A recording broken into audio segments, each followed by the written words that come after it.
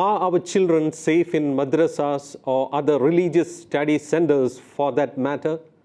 Do they constantly complain about the institution or any particular teacher there? Do they hate to go to these institutions? Are they harassed in any way there? Do they fear anything or anyone there?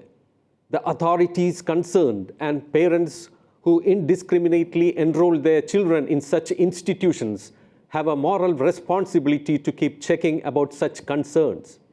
But this does not happen usually.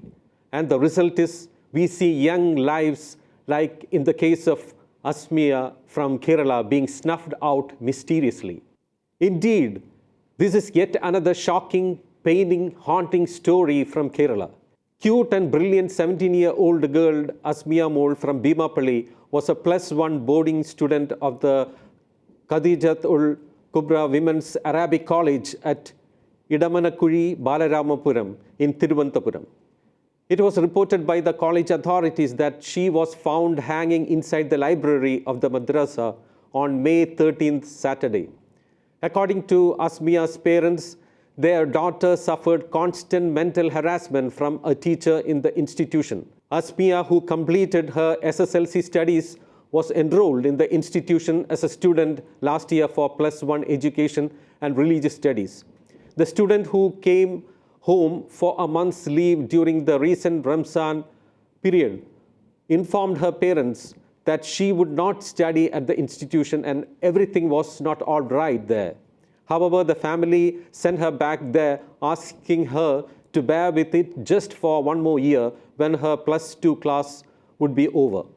This is what Asmiya's mother said. Every Friday, my dear daughter used to call me, and on May 12th, Friday, when I didn't get her call, I made a call to the college. And the ustad of the college said my daughter would be calling me the next day. I waited and waited, and finally I got her call on Saturday afternoon at around 2:30 p.m. She was weeping copiously and alarmingly. She told me she hated the college and asked me to take her back home immediately. I reached the college at around 4:30 p.m. I was told that Asmiya was taking bath and I was asked to wait at the visitor's room. I waited impatiently there. Time passed by and there was no sign of my child. Finally, at around 6:30 p.m., they brought her in a stretcher.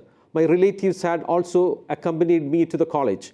We thought she was lying unconscious, and the ustad informed me she was found hanging from a ceiling fan in the library.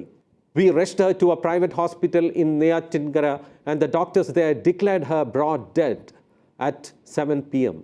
The mother says on May 2nd, when she went to leave her at the college after Ramzan holidays, she was reluctant to go inside. She was complaining about a teacher whom she described as a crack teacher who used to curse her always and harass her.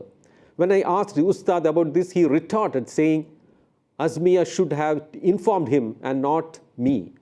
Meanwhile, the Balapuram police have collected statements from 5 employees and 10 girls of the college. The revelation of some of her classmates to the police is that Asmiya had told them that she would not return to the school when she went home for Ramzan. The mother and relatives have said that there is a mystery in the incident and that they would file a complaint with the top police officials and even the chief minister. They also alleged a foul play in her death.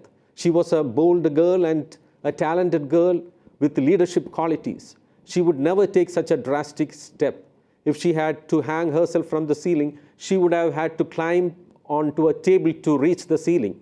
Even to move that heavy table, 3 persons' help is needed, her relatives added. Meanwhile, Jamaat office bearers said the Arabic college and the religious school have no connection with the Muslim Jamaats, madrassas, or mosques of Balapuram, and the incident took place in an institution run by a private person.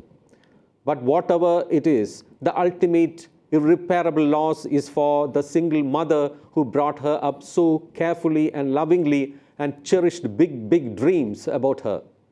In the post-mortem report, it is said to be a case of death by hanging, but the relatives have sought further investigation into her death.